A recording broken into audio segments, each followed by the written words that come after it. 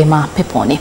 Tukitana taarifa hiyo, makamu wa rais wa Jamhuri ya Muungano wa Tanzania Balozi Daktari Emmanuel Nchimbi ametoa wito kwa Chuo Kikuu cha Dar es Salaam kuhakikisha kampasi mpya ya mkoa wa Kagera inakuwa kitovu cha uvumbuzi na ubunifu, mahali ambapo vijana watawezeshwa kuibua mawazo mapya, kufanya ubunifu na kutumia fursa za soko la pamoja la Jumuiya ya Afrika Mashariki. Hii ni ripoti ya Samson Charles ikieleza zaidi.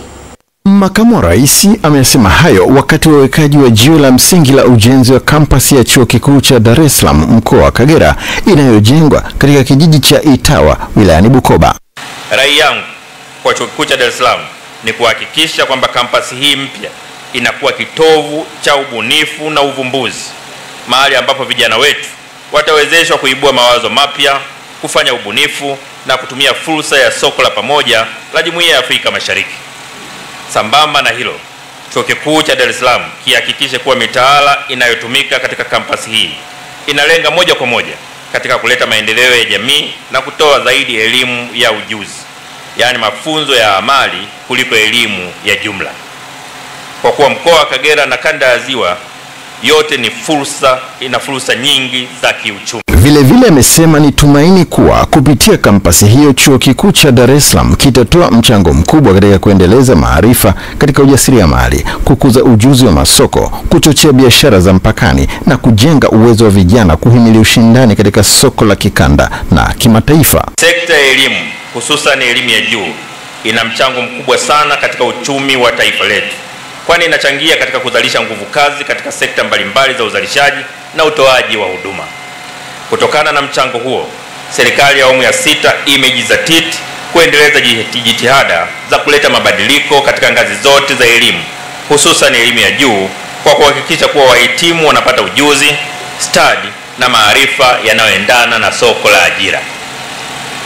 Ni matumaini yetu kuwa kupitia kampasi hii Chuo Kikuu cha Dar es Salaam kitatoa mchango mkubwa katika kuendeleza maarifa katika ujasiriamali, kukuza ujuzi wa masoko, kuchochea biashara za mpakani, kujenga uwezo wa vijana wetu kuhimili ushindani katika soko la kikanda na kimataifa. Kwa upande wake, mkuu wa Chuo Kikuu cha Dar es Salaam ambaye ni Rais mstaafu wa Jamhuri ya Muungano wa Tanzania Dr. Jakaya Kikwete amesisitiza umuhimu wa kuongezwa ardhi ya kutosha katika eneo hilo la ujenzi, kwani lengo la kutoa ardhi Chuo Kikuu cha Dar es Salaam katika miaka ijayo ni kuwezesha kampasi hii iweze kuwa chuo kikuu kinachojitegemea. Lakini matumaini yetu ni kwamba kinaanza leo.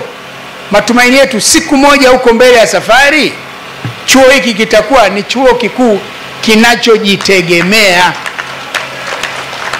Na ndio maana tunataka mtoe ardhi ya kutosha. Kama hamfahamu, lakini chuo kikuu leo cha Muhimbili MUHAS na chuo kikuu cha kilimo cha Sokoine Morogoro, zote zilikuwa ni kampasi za chuo kikuu cha Dar es Salaam. Leo Muhimbili ni chuo kikuu kinachojitegemea na SUA ya Morogoro ni chuo kikuu kinachojitegemea. Wala sisi hatutegemei chuo hiki kitaendelea kuwa kampasi ya chuo kikuu cha Dar es Salaam milele. Mimi ni Samson Charles wa hapa East Africa TV.